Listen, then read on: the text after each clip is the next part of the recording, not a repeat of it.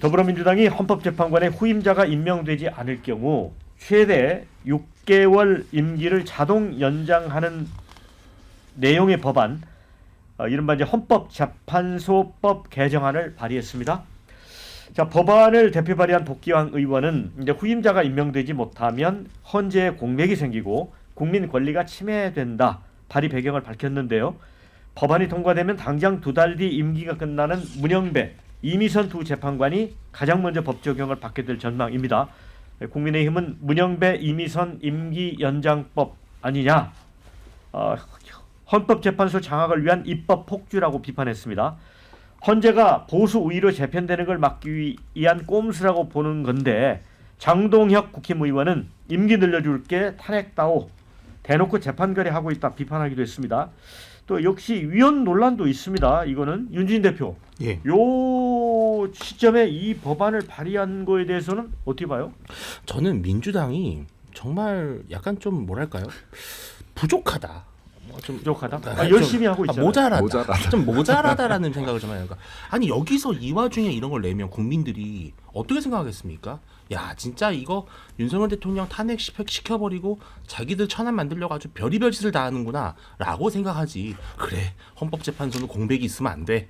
당연히 임기를 채워야 돼. 이렇게 생각하겠습니까? 저는 이분들이 고도의 이재명 대표 안티 같아요. 그러니까 이런 이재명 대표한테 정말 이 독이 되는 것만 골라서 한다. 저는 그래서 이게 충성 경쟁인지 저는 정말 의아하고 걱정하지 않으셔도 됩니다. 최상목 권한대행이 다 거부권 행사할 겁니다. 당연히 거부권 행사할 것이고요. 네. 그리고 절대로 있어서는 안 될 일이다. 네, 설전 변호사. 네. 우리 윤진 대표가 이재명 대표에 대한 고도의 안티다. 복귀한 의원 이렇게까지 뭐 얘기했는데. 일정 부분 저 동의합니다. 그러니까 어휘일학이에요. 네. 이게 굳이 할 필요가 있나요 지금? 그리고 이거 하려고 했으면 작년 9월에 했었어요. 작년 9월에 2명 나가셔가지고 6명 체제가 됐었을 때 그 전에 발의를 하셨었어요. 근데 이제 와서 이거에 대해서 이제 이러한 입법 발의를 하는 것이 그 내용을 차치하고라도 저는 불필요하다고 생각을 하고. 근데 이제 저는 좀 종합적으로 했으면 좋겠어요. 헌법재판소에 한정할 게 아니라 다른 국가기관에 대해서도 윤석열 정부를 거치면서 그거 하나를 발견했어요. 저 법률가로서 그걸 처음 봤는데 임명을 제청했는데 임명을 하지 않아 버리는 경우들이 생기더라고요. 대통령이. 예를 들어 국회 통과가 됐어요. 방통위 의원 같은 경우에도 국회에서 추천해가지고 통과가 됐는데 대통령이 임명을 안 해버리면 그 이상 어떻게 할 수 있는 방법이 없더라고요. 그러니까 저는 전체적으로 이러한 그 대통령의 임명권에 대한 시한을 좀 규정해야 될 필요성이 앞으로의 입법에서는 저는 필요하다 봅니다. 배정우 위원장님, 근데 이게 이제 복의원은 특정인 염두에 둔 게 아니다라고 이제 주장을 하고 있는데. 네, 일단 법은 필요의 산물 아니겠어요? 그러면 이제 법에 공백이 있어가지고 국가 시스템에 문제가 있으면 당연히 보완해야 되는 거죠. 실제로 지금 헌법재판소법에 따르면은 심리 정족수가 7명인데 6인 체제가 됐어요. 그러니까 변칙으로 지금 심리를 시작한 거 아니겠습니까? 이진숙 방통위원장 탄핵 소추 진행 때. 그러니까 이 부분은 당연히 국회의원들이 해야 되는 거예요. 그리고 두 번째로 지금 정상적으로 국회 선출 과정을 거친 그런 헌법재판관 후보자도 지금 권한대행이 임명을 안 하고 계속 보류를 하고 있잖아요. 그러니까 이런 부분도 법으로 보완을 해야 되는 거죠. 근데 이거를 정치적으로 꼼수다라고 얘기를 하고 있는데 그렇다면 뒤집어서 얘기하면은 민주당에서 보면 국민의힘이 꼼수를 하고 있는 거죠. 이거는 당리당략을 좀 넘어서 국민의힘도 동참을 할 필요가 있다라는 말씀을 좀 드립니다. 이 입맛대로 입법, 제멋대로 입법하겠다는 건데요. 이건 지금 대한민국 법치의 근간인 법의 지배를 흔드는 거예요. 이거 지금 민주당이 하고 싶은 건 법의 지배가 아니라 법에 의한 지배를 하고 싶은 거예요. 그리고 여기 헌법재판관 같은 경우는 지금 임기가 6년이고 한 번 더 연장할 수 있죠. 최장 12년까지 할 수 있는데 대한민국에서 지금 12년 했던 분 딱 한 분 계시죠. 여기 김문희 재판관 계시고 또 여기 임기가 이 정년이 끝나서 9년까지 하셨던 분 한 분이 계신데 이것 같은 경우도 대통령의 다시 그 제가가 필요해요. 이 절차 자체가. 근데 지금 민주당 같은 경우는 이번에 너무 속셈이 들여다보이는 것이다. 이거 어떻게든 탄핵까지 끌고 가 주세요 하는 입법이다라는 말씀을 드리고요. 이번에 제가 헌법재판관들 하는 거 보니까 임기 이 정년 70살도 너무 70살도 너무 길다. 이것도 줄이고 그리고 가급적 필요하다면 정치적 색깔이 없는 AI 국회로 한번 만들어가는 방향을 장기적으로 좀 논의해 볼 필요가 있겠다. 그게 훨씬 더 공정한 판결이 나오겠다는 생각합니다. 네. 이게 위헌이라는 지적도 나오는데 법률가 입장에서 어떻게 봐요? 그러니까 이 부분이 그러니까 그 헌재가 지금까지 해온 절차에서 임명을 하기 위해서는 국회에 다시 추천을 해야 되거든요. 그런 부분이 있는데 그냥 단순히 연기가 된다. 그러니까 이것도 법안 자체도 통일되지가 않았어요. 여러 법안 의원들마다 다 각자 다르는데 그래서 또 저는 어찌 됐든 간에 임기 연장에 관련해 가지고는 저는 조금 위헌적인 요소가 있습니다. 특히나 헌법기관이잖아요. 헌법재판소가. 그래서 그 부분과 관련해 가지고는 저는 아마 민주당에서 당론을 채택하지 않을 것 같다라는 생각합니다. 지금 발의 단계니까요. 뭐 채택하지 않을 것이고 이거에 대해서 얘기를 해버린다면 글쎄요. 이게 과연 민주당한테 유리할까요? 저는 나중에 이게 법이 꼭 지금만 유리하다고 생각해서는 안 된다고 보여요. 예.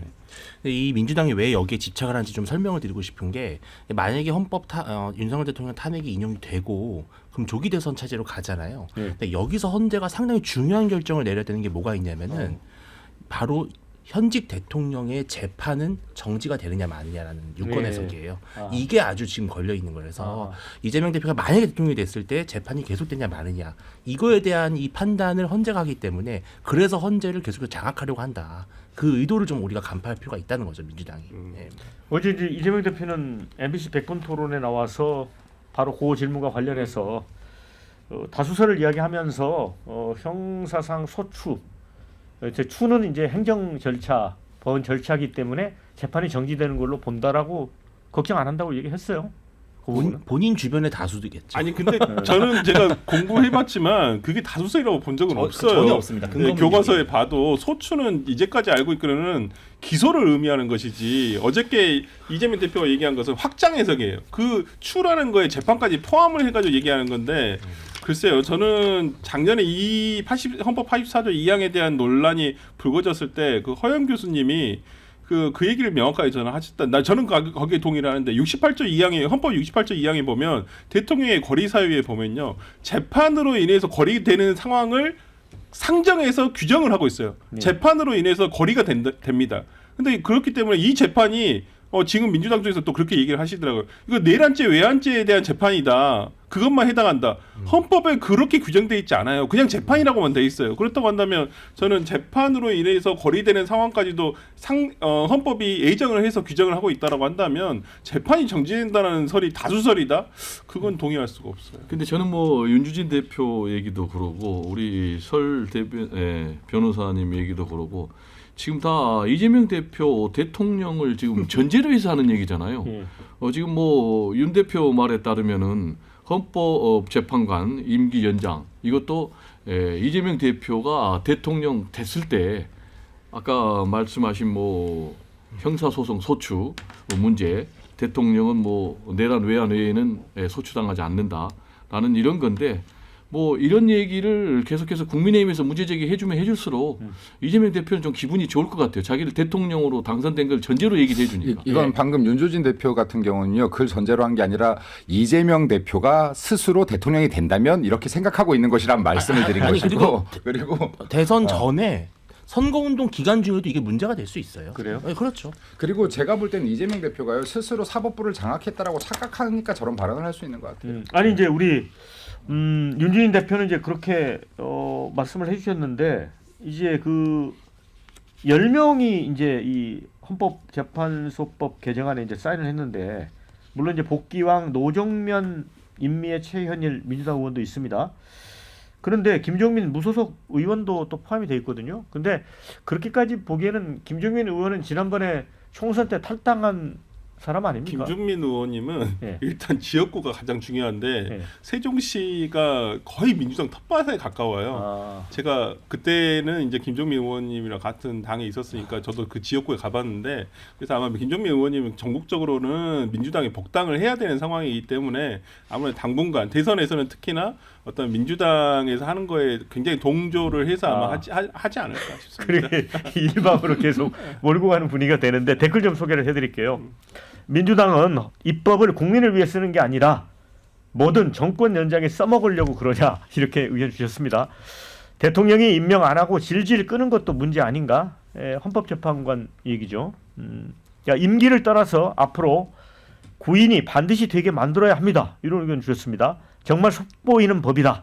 탄핵 거래한다는 비판 들어도 싸다. 이런 의견. 그럼 마은혁 재판관을 빨리 임명하시던가 국회 통과한 사람을 대놓고 거부한 게 국민의힘 아니냐. 이런 의견도 있습니다. 국민의힘 왜 임명을 안 합니까? 국민의힘이 안 한 게 아니라 최상목. 네, 그러니까 이거는 방금 그러니까 말씀하셨지만 형식적으로는 최상목 대행이 임명 안 하는 국민의힘에서- 거지만 국민의힘에 국민의힘에서 임명하지 누가 말라고 봐도 할 수 요구했잖아요. 없을 정도로 편향된 자이기 때문에 그렇습니다. 헌법재판관이라는 자리는요, 대한민국 법치의 마지막 보루인데요. 당연히 정치 이념의 위에 서 있어야 됩니다. 이 사람들은 법리가 최고여야 됩니다. 근데 이 사람들 지금 헌법재판관들이 지금 재판하고 이 진행을 하는 과정들을 보면 법리를 최고로 모시고 있는 게 아니라 지금 이 사람들은 정치적 신념에 의해 움직이고 있어요. 정치적 카르텔에 의해서 움직이고 있다고 봅니다. 그리고요, 이거 제가 명확하게 하나 하고 싶은데요. 국회에서 3인 추천목이 있다고 해서요, 여당 한 명, 야당 한 명 하라는 게 아니에요. 이 협의의 의미는요. 야당과 여당이 모두 합의할 정도로 정치적 편견이 없는 사람들을 추천하라고 하는 것인데, 이거는 보수도 잘못했고 진보도 잘못했고 자기들 편의를 위해서 우리 한 명씩 추천하고 좀 더 숫자 많은 쪽에서 한 명 더 추천하자, 이런 식으로 해왔기 때문에 지금 이 헌법재판소가 개판이 돼 있는 것이다. 헌법 개판소가 돼 있는 것이다라는 말씀드립니다. 예.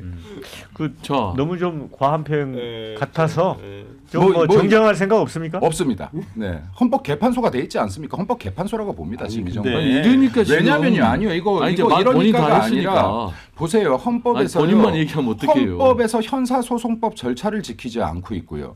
헌법에서 지금 여기에 변론권을 제대로 보장하지 않고 있고요. 대통령이 지금 변론하는 것도 막고 있고요. 지금 기일도 한꺼번에 묻고 있고요. 지금 이렇게 하게 돼 있습니까? 그럼 헌법에서 가장 헌법적 법적 절차를 지켜야 되는 곳인데 이렇게 국민들이 이해할 수 없는 행위를 한다 그러면 이게 헌법재판소가 아닌 거죠. 이거 헌법 개판소인 거죠. 네.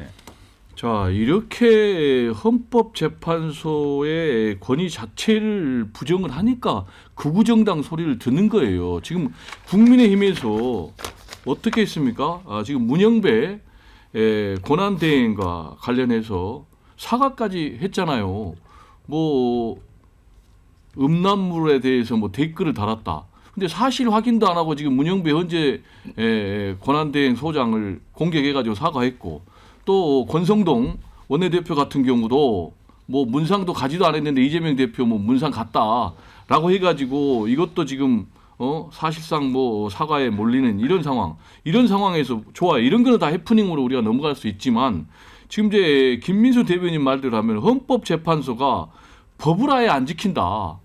라고 지금 벌써부터 때리면서 심지어는 지금 헌법 포기소다. 헌법 개판소다. 또 인권위원 같은 경우는 아예 없애버리자라고까지 얘기를 하고 있는데, 그러면 여기서 헌법재판소는 헌법기관을 지키는 최후의 보루 아니에요? 민주주의의 최후의 보루 아니에요? 그러면 헌재를 부정하면 대한민국을 어떻게 유지를 하겠어요? 이러니까 지금 국민의힘이 극우정당 소리를 듣는 거죠. 대통령은 국민이 뽑은 최고 권력 아닙니까? 대통령을 부정하면 어떻게 대한민국 체계가 돌아갑니까? 대통령을 누가 부정해? 자기가 부정한 그러니까요. 거죠. 말씀드리잖아요. 비상계엄 내가 자기가 했잖아요. 그 기능을 다하지 못하면 누구라도 손가락질 받아야지 이게 자유민주주의 체제죠. 지금 헌법재판소가 만약에 법리에 맞게 절차에 맞게 재판을 한다라고 하면 이런 이야기가 결코 나오지 않죠.